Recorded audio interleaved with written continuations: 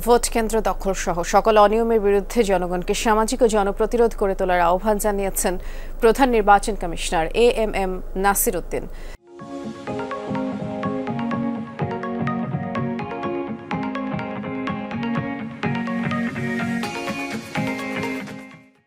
সাফারে voter তালিকা হালনাগাদ কর্মসূচির উদ্বোধন অনুষ্ঠানে সিইসি বলেছেন, ভোটের অধিকার প্রতিষ্ঠার সুযোগ তৈরি হয়েছে, এই সুযোগ হাতছাড়া হলে আবার কবে হবে সেটা জানা নেই। সঠিক ভোটার তালিকা করতে না পারলে ভোটাধিকার প্রতিষ্ঠা পাবে না বলেও মনে করেন তিনি। যেদিন ভয় ভীতিহীন হয়ে ভোট দিতে পারবে সেদিন অধিকার প্রতিষ্ঠা হবে বলে মনে করেন প্রধান নির্বাচন কমিশনার।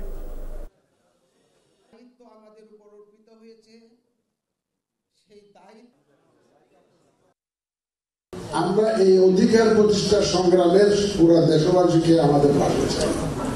আমরা পুরা দেশবাসীর সহযোগিতাকে এই অধিকার আমরা প্রতিষ্ঠা করব।